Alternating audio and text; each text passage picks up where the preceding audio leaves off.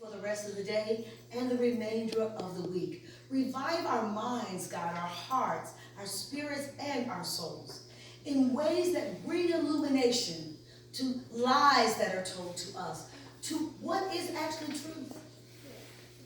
Thank you for your sustaining hand. It is in the name of Yeshua HaMashiach I do pray. All God's people say, amen. Amen.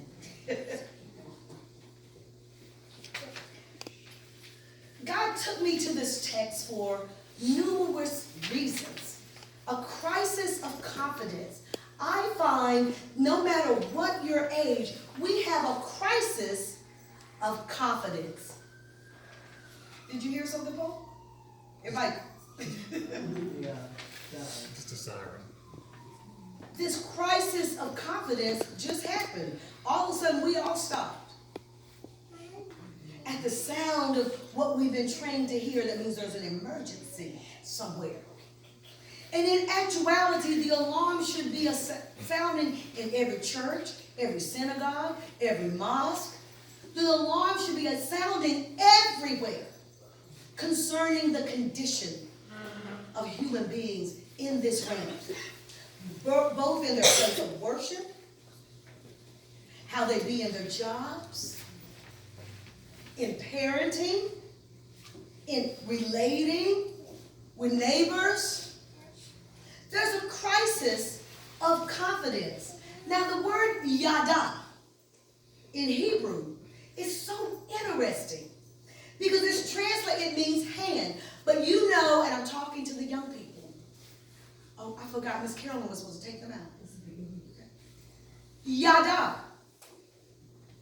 Now, it's one of those words that has another word that sounds the same, but it has a different meaning. You know, like, do you love me? And did you see the dew this morning? You guys are witnesses. I know you guys are smart. So yada, in one or two translations, is also translated as foot, not just hand. So in this text, God is asking, what do you have in your hand? Yada. But what is important, the other meaning of yada, in a different construct, is to know. So God is if you're standing before God and God says, what do you have in your hand? Many of us can say so many things. I have the pressures of life. I have how I'm going to make the budget this week. How am I going to get through? I'm wondering if I need to have this prescription. What's in your hand? See, that what we handle during the day can vary. Now, all Moses had was a stick. Wasn't much. And one might think, why do you want to know? You can see what, and probably some of us in modern America be like, now you see that stick in my hand. We probably would get sassy with God and end up like that bush burning, but not being consumed. This is a crisis in confidence. This man of God is not just standing before anyone. Like sometimes we have people who come to us and say, I just feel God gave me a word for you. God's called you to sing. God's called you to dance. God called you to preach. This isn't any of the secondhand word we get at times. This is God talking directly. And go to the next slide. It was simple. God said go and Moses said no. God said go and Moses said no. How many times we think we're just saying no to a teacher, a mom, an elder, a deacon, and we're really saying no to God. See, in this case, there are no doubts there. We know who's communicating with Moses. This crisis in confidence, if you go back to the beginning of this chapter, it lays out their genealogy. Do you know who you are? Do you know where you came from? Do you know how your people tend to be in situations? See, God said go. Moses said no. And Moses had good reason to say no. Because see, his crisis in confidence included his faith, his obedience. It included so many things he had a crisis in. He had an identity crisis.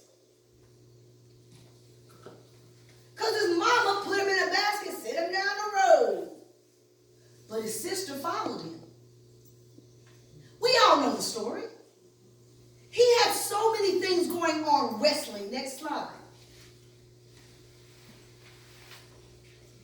Hey, excuses. As my husband said, who am I? Who are you? What if? I'm not eloquent. Send someone else. And these are the 5 excuses. We all have made this excuse. Somebody come to you and say, I want you to do such and such. And it's something like, who am I to do that? Well, I want you to just introduce, or it could be something, very out front and something subtle. And you go, well, who am I? And God says, I'm going to be with you.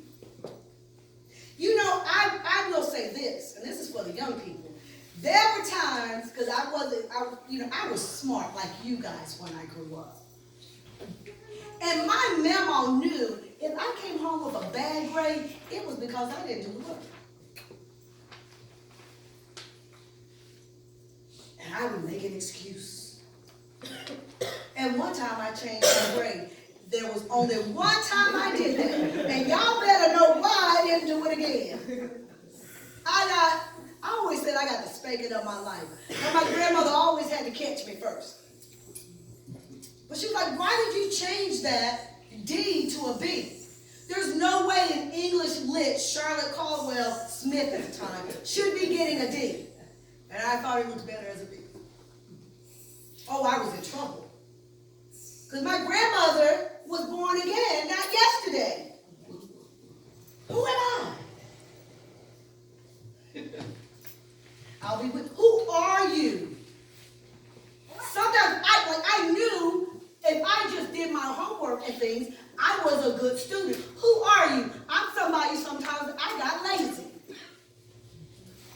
And sometimes I just wanted to be with the riffraff kids and not be the smartest one in the group. That's when I was coming up, that's the way it was. Who are you? I am who I am. See, God wasn't given no titles to himself. Moses was in an identity crisis that was so severe that he had run to the middle of nowhere. It would be like leaving Columbus and deciding to go live in the bottoms of Alabama where there's nothing. Or go to the mountains of Georgia and North Carolina and live where there's nothing. Because you feel like, okay, I know my mama was the president's daughter. And I'm really from the Hebrew people, but there was a crisis going on. It's one that we face every day. You know how I know? Because we have a crisis of confidence, we have a crisis of identity, we have a crisis of authority, we have a crisis of faith, we have a crisis of communication, we have a crisis of obedience. And the list could go on. Sometimes we have a crisis with authority. Now, in our community, we get it. Which is why many times we're not going to be the first one to call. Because we have a crisis of authority, because sometimes we know 90% of the time, maybe higher percentage, the authority that comes in the crisis abuses us, doesn't assist us. So see, you've got to look at this crisis of confidence from the lens of your community, from the lens of where you're coming from, age-wise, everything. What is your crisis of confidence? I'm here to tell you God is with you. If nobody bothered to tell you, I don't care what age you are or aren't, God is with you in the crisis of confidence to bring you into the fullness of who you are just because God said so. That's what I love about studying Moses. He questioned his ability to carry the Lord's assignment. It was just a confidence thing. He was struggling. What are you struggling with? I've met so many people, young and old.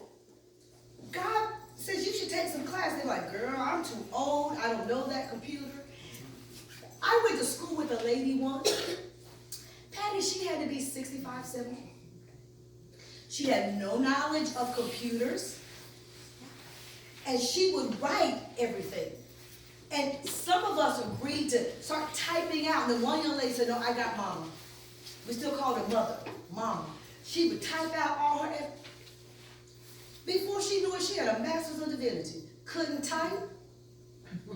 Probably wouldn't know how to turn on a computer. See, her crisis of confidence, I'm too old. I don't know all this newfangled stuff. God said, I got you. Don't you love when somebody looks and say, I got you. Donnie does that all the time. I got you. Donnie, can you take the, I got you. That's what God is saying the most. I got you. Why? Because Aye, Usher, Aye. I am that I am. I will be what I will be. That's the Hebrew. So you ever heard the Hebrew people going yada, yada, yada, yada, yada?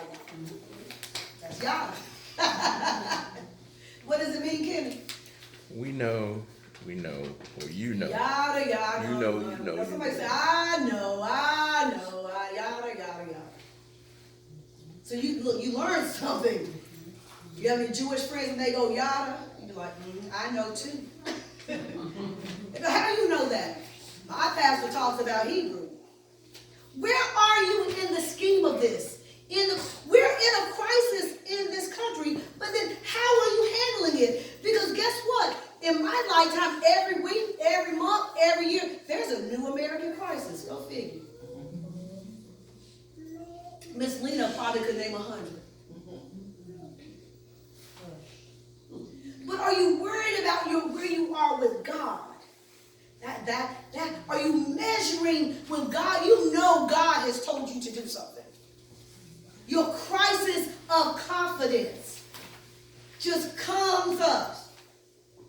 I'm just going to tell you, if you're called to preach, get ready, get ready, get ready. In the famous words of Jake, get ready, get ready, get ready, get ready. You can't have a crisis of confidence in certain areas in preaching and survive. And I would be willing to say even in teaching, if you're a teacher in the school system. There are certain things when you're before people and you have to present information you can't have an issue with. Y'all with me? Are you having a crisis of confidence, or is this showing you how you got through it? You're not eloquent? I wasn't eloquent either. None of us began speaking like Patty does and utilizing the language. You ever listen to Patty when she gets real fancy? You can tell that education is there. I was just like Moses when I was little. I wasn't stuttering, but I sure sounded like I was from North Carolina. I was going to say, how y'all doing? Y'all doing all right? And in that, somehow, in my ignorance, I had confidence. I went and auditioned for the School of the Arts doing a Shakespearean part from Cleopatra. It was a hot mess. But I did it with all the confidence in the world. Oh, Anthony. It was bad. When I went back and viewed the video, after I had been there for months, I went, oh my God, I did that publicly. Oh. I was not eloquent, but if you're not having a crisis in your confidence where you are at the time, trust me, I did it with all the confidence in the world. They were like, oh, we got to let her in and teach her how to talk so people can understand what she's saying. Send someone else. How many times do you know you were supposed to go and you allowed someone else to go? Oh, I've done it all the time. We do it just like you're sitting there and the teacher said, who's going to read the paper first? Who's going to go to the board first? And you hear that voice go, go on, you know you got that math problem. Go ahead, go up there. And you wait. Because you don't want to be laughed at. That's what Moses, he just didn't want to be laughed at. He had probably been laughed at in the Pharaoh's house because he wasn't Egyptian, really, he was Hebrew. And we all know how his mama knew he was a Hebrew baby, right? We all know. But the Hebrew people, Kenny, you don't know Kenny. He was circumcised. He was circumcised. That was a unique thing that the Hebrew people did. Everyone else was like, you have bumped your head. We are not doing that. But that was unique. On the 7th, 8th day, they would take the boy and circumcise him. So I've never been to one of those Jewish ceremonies, and I want to go. Because how they do it is quite differently than we do. Our babies are in the hospital before we leave. That's all done. But they wait, and family comes. It's a meal, and the rabbi comes with his ancient razor and yeah, I would say send someone else to that meeting. Don't want to go. Are you feeling me? See, sometimes because of your lack of knowledge of who you are and how you are, you can't even understand why it was important for God to say what's in your hand. Next slide. Moses questioned his ability to carry out the Lord's assignment. He gave God all of those 5 excuses, which indicates a crisis of confidence for me in all of those areas I laid out. I don't care what age you are. If you have a crisis of confidence, deal with it. I didn't know that I had such a horrible accent and such cruel speech impediments until I was at North Carolina School of the Arts. Didn't know. But even that, once it was revealed, I was meticulous to go to every class that needed to correct that. You know, just like my mama couldn't say ask, I couldn't. I would say ask. Yeah, that's a little close to something we don't need to be saying. It was a crisis in confidence that came after I was aware. So when you think about Moses, he became aware of all of those things he thought he fell short in. And here is the Most High God saying, I need you to go. Well, God, you know I failed that class, right? And on the way out, I killed the teacher. And that's what it seems like. Next slide.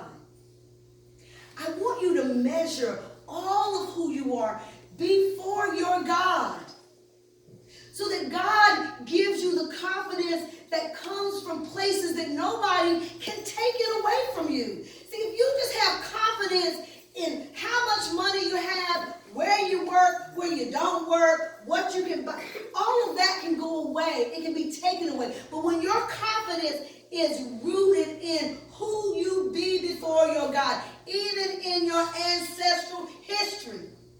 That's why I told that story this morning. No, I do not come from a perfect lineage. First of all the way back to the rich shores of Africa, I know probably some of my family members had a hand in sending my ancestors here. You just have to own it.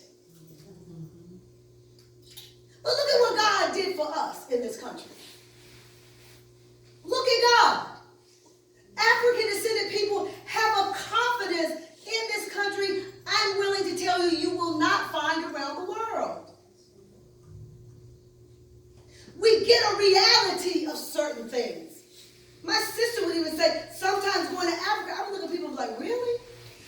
I was coming here to get the authentic, and she found herself knowing more than they knew about how they were in that region. Yes. Because guess what? We don't have missionaries coming to bless us with stupidity. I know that's not popular to say, but I'm here to tell you some missionaries have gone out and purposely mistaught the gospel. Good news should be good news, don't you think? It just should be. Just like my girlfriend sent me a prayer that was pre-written by some TV evangelist. She said, what do you think about this prayer? I don't do prepackaged gospel and I don't do prepackaged prayer. I know my God. I can talk to my God. You need somebody to write it out for you. I'm telling you, from the oldest in here to the youngest, if you just go and say, God, I love you. What's up?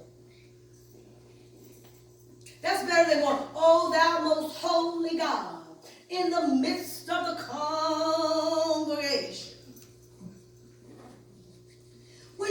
All Moses was doing while God was there was revealing truth to him about how he felt about himself.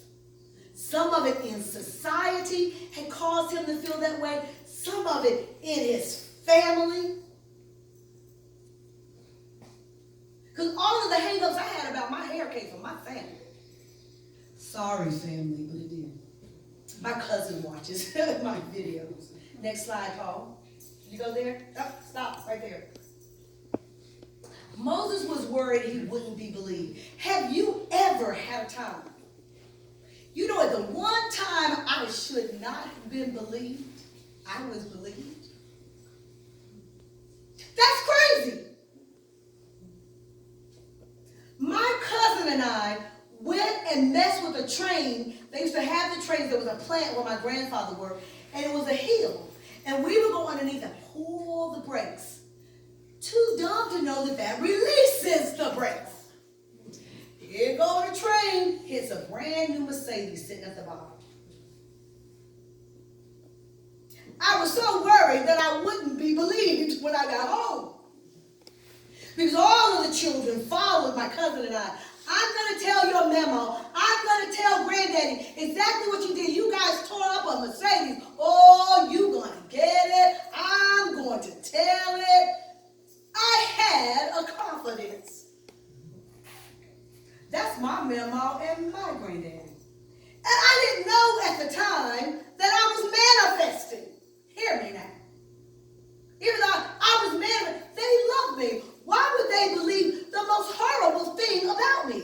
Why would they believe that I had evil intent? My intent was not evil. We were just messy children. Just messy. They clamored on my grandma's little porch in front of her 400 and some square foot house. Man, look here. Man, look here. You know what Charlotte did? My grandma said, how tiny was I? Tiny. Just slim. Not like now, thick. But my grandma said, how did little old Charlotte move a train? I said, that's right. She said, how she moved a train? She didn't believe it. I walked in the house going,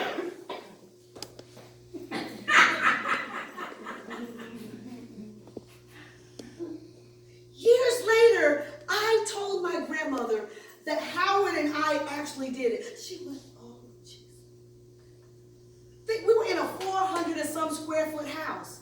We didn't have any money. I would still be paying on that car today.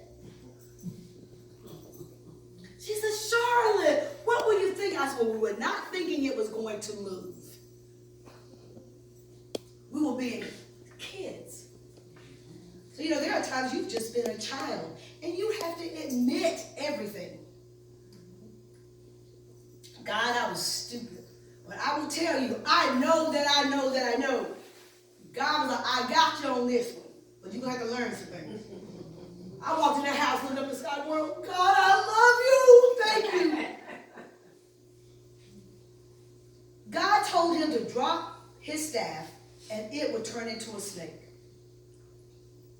That day, God was saying, hold your staff. Don't you drop it. You're going to get bit if you do.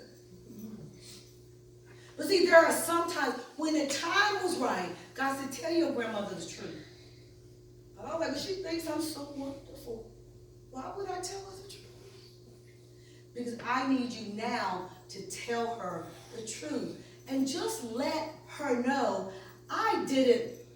Our intent was just to hear it go, shh, shh. And all the kids were egging us on. Do it again. Shh. Oh, I bet you won't do it. And we kept doing it because we thought we were being bad until it was rolling down into the car.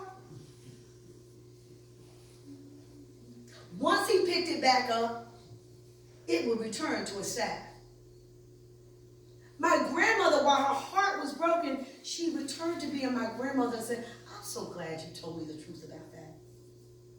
She said, and I would have never thought you did that. She said, but I get that you did it, but it wasn't intentional. You were trying to tear up a car. Are y'all with me? Because the doors of the church are open. I hope somewhere in you where you had a crisis of confidence, a crisis of obedience, a crisis in your identity, that you will work it out. Some of you are young enough to work it out. Some of us, we're old enough to work it out.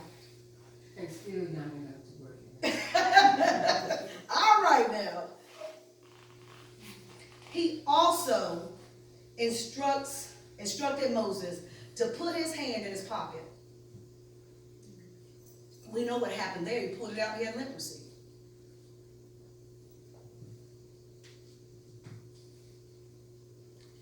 See, what you think is abnormal, God can show you sometimes that even the abnormal is really normal. You're not a flawed individual. You are a God-created individual. God created, if you got a complaint about your eyes, your nose, anything, take it to God. Mama and daddy did not knit you in the womb. God did. Amen. Amen. That takes a long time for you to get. Because I used to be like, why they call me P-head? Why my granddaddy say I have little ears, that means I'm stingy. All the things, y'all know, come on. All the things we do to children, we do to each other. And I had a crisis of confidence in so many areas. I lied for years and said I was 5'5" and I'm only 5'2". And people would say, oh, she's 5'5". They believed it. They saw what I told them to see. And let me tell you, that's the key of what is causing your crisis. Sometimes people have cast for you to see something that is not your truth. Hear me. It's not your truth. There's no need for you to be in a crisis. God don't have a problem with you. You shouldn't have a problem with you. The doors of the church are open. Young, old, wise, unwise. Understand the crisis in you.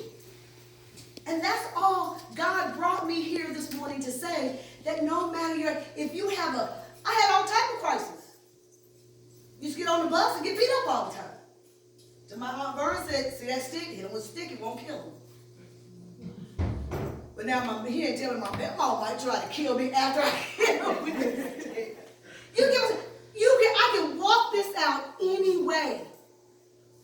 Going to college and walking in and you're seeing all these people, and I'm a little ignorant girl from Conover, North Carolina, who could barely talk without a southern accent, and then realizing everyone was like, ooh, yeah, you need those speech there. And then I became conscious of how I talk, and you turn around and you got Gregory Peck walking. Oh, I met a lot of people at School of the Arts.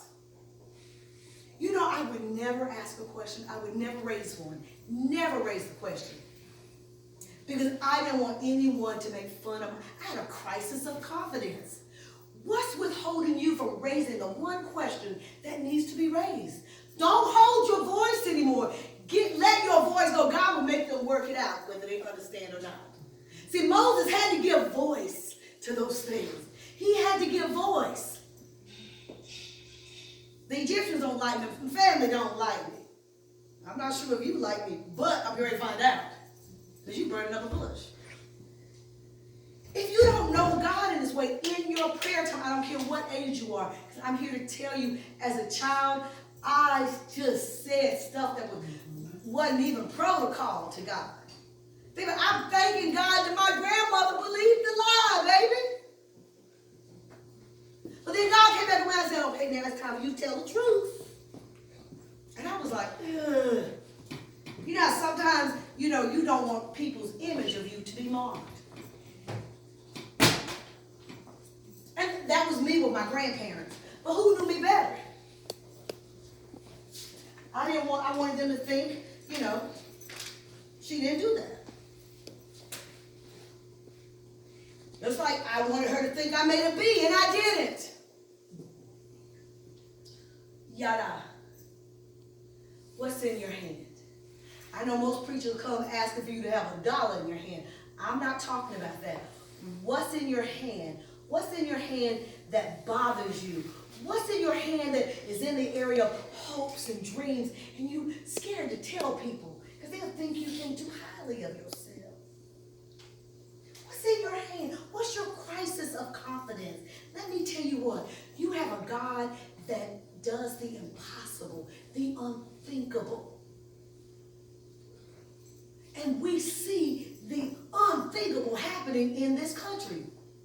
Just like I said earlier, they passed a law it's illegal to lynch people. They just passed that this week. And I'm going, you mean there wasn't a law? Think about that. The things that make you just go, what? What? So I guess that's why there were no convictions of things over lynching. There was no law against lynching. Everybody getting the crux of what God is trying to do in this text. There's a reason God put Moses on display right here, Moshe. And see, the interaction with God is what's important. That God wants to know, what's in your hand? What's in your hand that needs to be pushed away and transformed? And understand when you pick it up and it even comes back the way it is. Because see, it takes time sometimes for it to really shift how it is in your hand. See, I always had the truth of what I did to that train in my hand. The day I threw it down was the day I had to tell my memoir the truth. Those two people were everything to me. I did not want them to think bad of me. I even had a teacher who was a favorite teacher. Make sure the young people clearly get this. I loved Miss Shook. She was beautiful, she was slim, and she was always so nice to me. And she called me outside one day and said, I need you to wake up and take this test. Because in my smartness, I thought testing was stupid. I just took a test in English. Why are you giving me a state test in English? That made no sense to me. But then she said, you need to understand what's not in your hand is the fact that your file says you're retarded. Now, y'all know I was not letting someone call me that. And back then, that's what it said. She said, your file says that you're retarded. She said, but I look at your grades and said, this doesn't make any sense. She woke me up. So I'm praying God wakes you up this morning. I was having a crisis of stupidity right there. And God just corrected it for me at every age, every phase of your life. Know God in this way. That's why I keep pushing. You must know God. You can't know the Presbyterian God. You have to just know God, who is the God of God. You have to know God and then be willing to allow God to walk you through all those crises of confidence that we all tend to have and have to maneuver through. God, I thank you for your word. I thank you for the illustration of our brother Moses, who I think had it so rough, God. In his mental anguish he had growing up and then having to leave after murdering someone. And even the anguish of thinking, okay, the God of my ancestors, surely you have a name. God, thank you for the revelation of how to deal with the things we don't want to deal with in our psyche, and it causes a crisis of confidence. When you have told us we can do all things through Christ Jesus who strengthens us. And